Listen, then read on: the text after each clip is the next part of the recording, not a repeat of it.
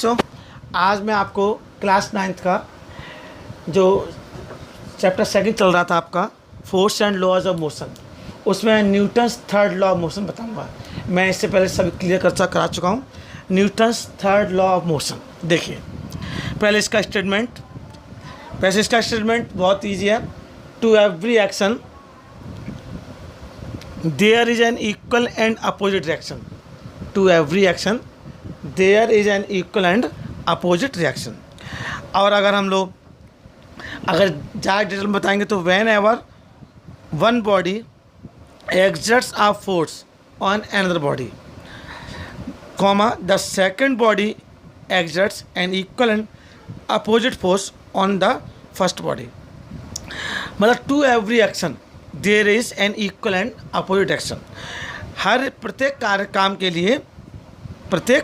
कार्य के लिए इक्वल एंड अपोजिट, बराबर और विपरीत रिएक्शन होता है। जैसे मतलब आपको तो लगना है to every action there is an equal and opposite action. Newton third law of motion ये है, to every action there is an equal and opposite action.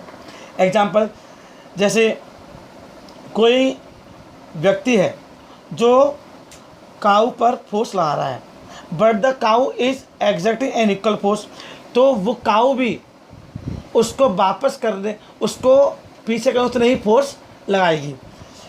समझा रहा है?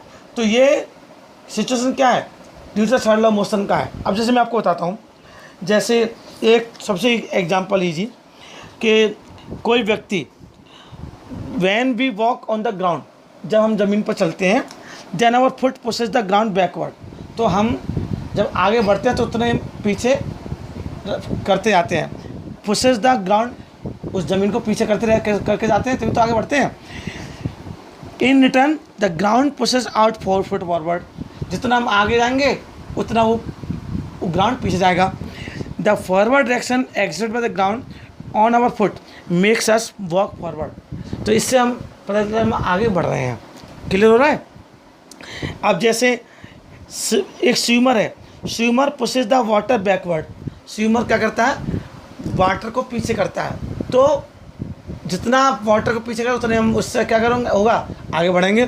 तो and the water pushes the swimmer forward, वो water को क्या कर रहा है, बैकवर्ड कर रहा है, और वाटर क्या कर रहा है, उसको आगे कर रहा है। समझ में आ रहा है? The water pushes the swimmer forward, water को वो बैकवर्ड कर रहा है और वाटर उसको फॉरवर्ड कर रहा है। समझ में आ रहा है? वो वाटर को बैकवर्ड कर रहा है, वो और वाटर उसको फॉरवर्ड कर रहा है। तो ये क्या है, इससे वो स्विमर आगे की तरफ बढ़ रहा है। तो ये Newton third law of motion है, to every action there is an equal and opposite action. समझ में आ रहा है? ऐसे ही कभी कभी आप एक क्वेश्चन आता है, give reason why the gun recoils, जब आप गन चलाते हैं तो गन पीछे की ओर क्यों हटती है। देखिए, when a bullet is fired from a gun, बहुत इंपॉर्टेंट टॉपिक है। जब कोई बुलेट गन से छोड़ी जाती है, the force sending the bullet forward, तो लिखा है the force sending the bullet forward is equal to the force sending the gun backward.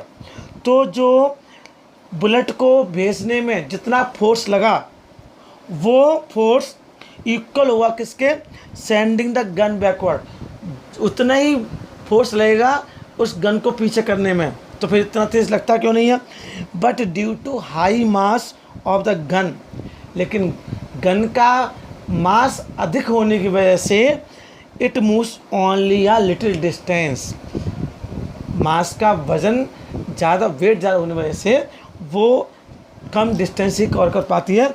इसलिए हमें लगता है कि जैसे मैंने कहा, जितनी फोर्स से गन से बुलेट जाएगी उतने ही फोर्स गन का पीछे क्यों लगेगा, लेकिन क्योंकि बुलेट बहुत हल्की होती है तो बहुत दूर चली जाती है, और गन का मास बुलेट से बहुत ज़्यादा होता है तो बहुत कम डिस्टेंस कवर करती है।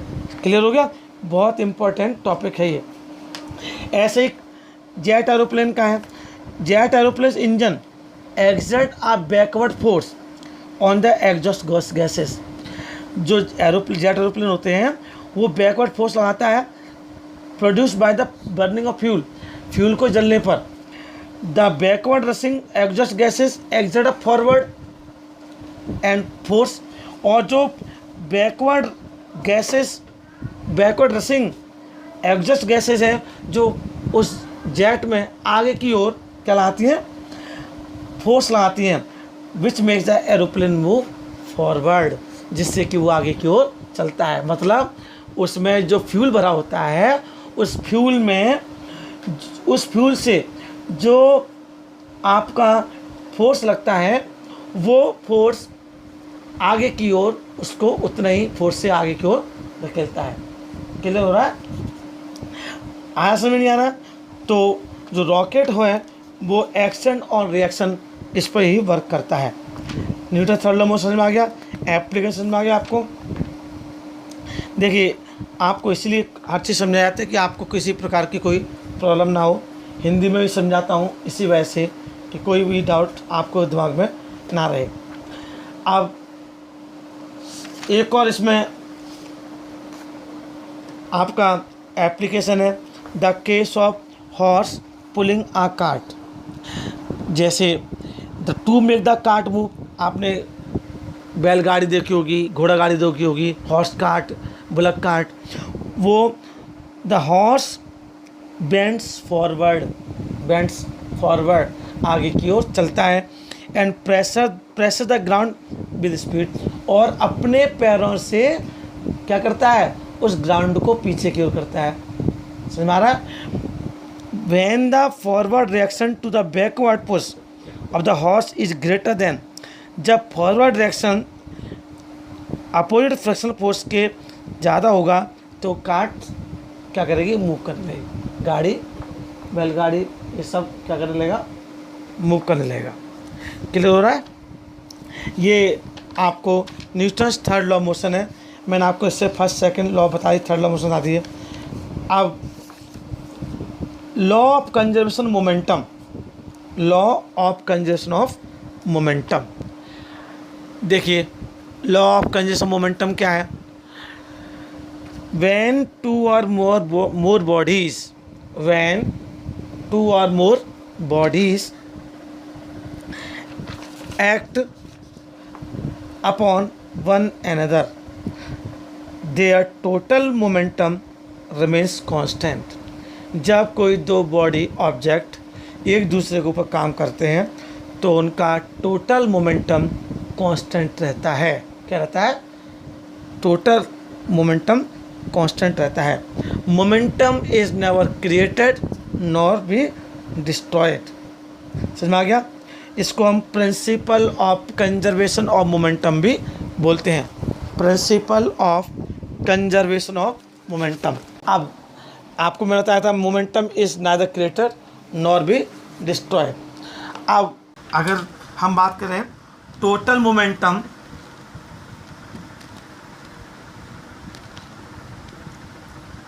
Before collision is equal to total momentum after collision।